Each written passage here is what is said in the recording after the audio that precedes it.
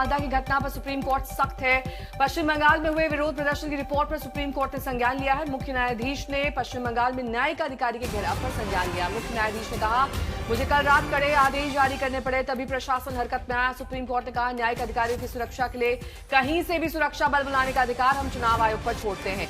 मुख्य न्यायाधीश ने कहा, मुख्य सचिव, डीजीपी और गृह सचिव का आचरण निंदनीय है।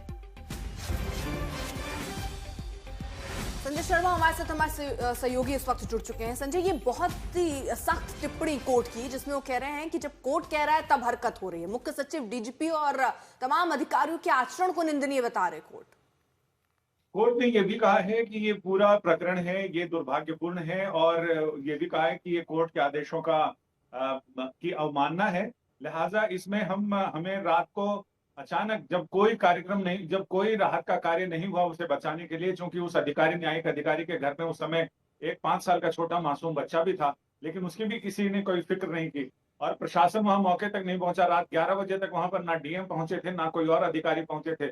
लिहाजा हमें सारी चीजों को ताक पे रखते हुए मुझे मौखिक ऑर्डर जारी करने पड़े और सख्त आदेश जारी करने पड़े, जिसके बाद फिर ये सारी चीजें हुई हैं। तो उन्होंने निर्वाचन आयोग को खुली छूट दी है और ये कहा है कि जहां जितना सुरक्षा बल बुलाने की जरूरत पड़े वो बुलाने को स्वतंत्र है। और कोर्ट ने इस पर सख्त संज्ञान लिया है, क्योंकि चीफ जस्टिस ने जिस समय इस मामले के चीफ जस्टिस के संज्ञान में आया, कलकत्ता हाई कोर्ट के चीफ जस्टिस सुजय पॉल, तो उन्होंने इसमें डीजीपी को और मुख्य सचिव को कॉन्फ्रेंस कॉल पर लिया और उनसे राहत कार्य करने को बोला कि उसे बचाया जाए। और जब उसके बाद भी कोई राहत कार्य नहीं हुआ, तो उसके बाद फिर चीफ जस्टिस को खबर की गई और चीफ जस्टिस ने मौखिक आदेश जारी करके इस मामले में रेस्क्यू करने की बात कही। उन्होंने कहा कि चीफ जस्टिस और डीजीपी और स्थानीय प्रशासन, पुलिस बल, सबका की भूमिका निंदनीय रही है। और जाहिर है कि आम जनता समझ सकती है कि सिर्फ निंदनीय नहीं, इसके साथ साथ वो संदिग्ध भूमिका भी रही है, जिसमें वो राज्य सरकार के इशारों पर चीजें चल रही हैं। तो इसे देखते हुए सुप्रीम कोर्ट ने सख्त संज्ञान लिया है।